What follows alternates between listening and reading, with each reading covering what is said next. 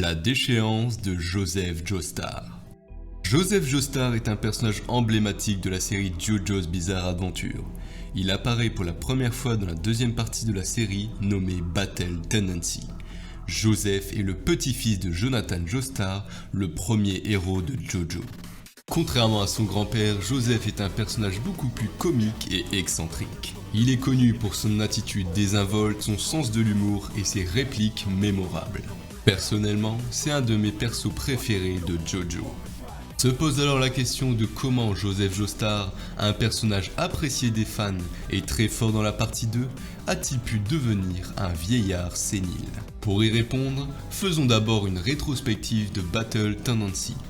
Mais avant ça, mets un like et abonne-toi. Rétrospective de Battle Tendency. Dans les années 30, Joseph est un jeune homme impertinent et espiègle qui est envoyé à New York pour vivre avec sa grand-mère Irina. Il rencontre la famille Speedwagon et découvre l'existence des vampires. Il apprend également à maîtriser la technique de l'onde basée sur la manipulation de la respiration et de l'énergie corporelle.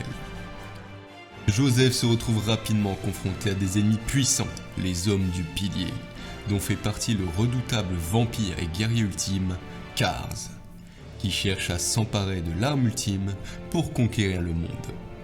Avec l'aide de ses amis et alliés, César Zeppeli, Lisa Lisa et Stronheim, Joseph doit affronter Kars et ses acolytes dans une série de combats éprouvants qui mettent à l'épreuve ses compétences en combat et son intelligence. Après avoir vaincu Kars et sauvé le monde, Joseph retourne en Angleterre et commence une nouvelle vie avec sa fiancée Suzy Q. Dans Battle Tendency, Joseph est amorcé comme le nouveau protagoniste de JoJo.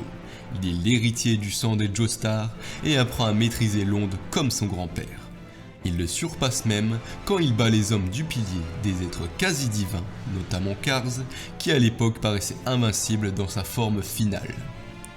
Alors pourquoi Joseph, le héros de la partie 2, s'est-il retrouvé grandement affaibli dans la partie 3 ? La réponse est simple, dans Stardust Crusader, Joseph n'est plus le héros principal de l'histoire. Il devait passer le flambeau à son successeur, Jotaro. Joseph a déjà accompli son devoir, il a déjà sauvé le monde et n'a plus rien à prouver. De plus, il ne peut exister qu'un seul protagoniste. Le fait qu'il ait un stand utilitaire et non de combat est justifié par cette volonté de transmission.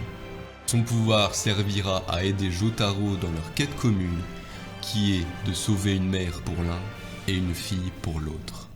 Dans Stardust Crusader, Joseph sert de mentor et de guide pour Jotaro, qui est au début réticent à utiliser son stand. Joseph utilise sa sagesse et son expérience pour aider Jotaro à affronter les ennemis qu'il rencontre sur leur chemin. Il est également présent pour offrir un soutien moral à son petit-fils et aider à renforcer les liens familiaux des Joestar. Une fois Dio vaincu et Holly sauvé, Joseph a accompli sa dernière mission.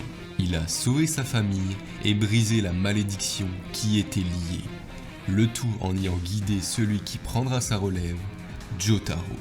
À partir de ce moment-là, Joseph Joestar n'a plus rien à raconter car il a déjà accompli tout ce qu'il devait faire. Sa réapparition à la partie 4 n'est qu'un clin d'œil pour les fans. On y voit un Joseph certes faible et sénile, mais qui a le luxe de profiter de la vieillesse car il a accompli son devoir. Et oui, vous vous êtes fait avoir par Joseph. Il n'est absolument pas sénile dans la partie 4. Il fait juste semblant pour ne pas être embêté pour ses problèmes d'adultère. De sauveur de la Terre à mentor pour son petit-fils Jotaro, Joseph n'a pas à rougir et a une place importante dans la mythologie de JoJo's Bizarre Adventure. Bien que sa puissance et sa présence aient été diminuées au fil des arcs pour laisser place à ses successeurs, Joseph n'en reste pas moins un exemple de détermination, prêt à tout pour aider et protéger sa famille. Joseph Joestar ne subit donc pas une déchéance. Il passe simplement le flambeau à son successeur Jotaro Kujo, qui aura une importance majeure dans la suite de JoJo's Bizarre Adventure.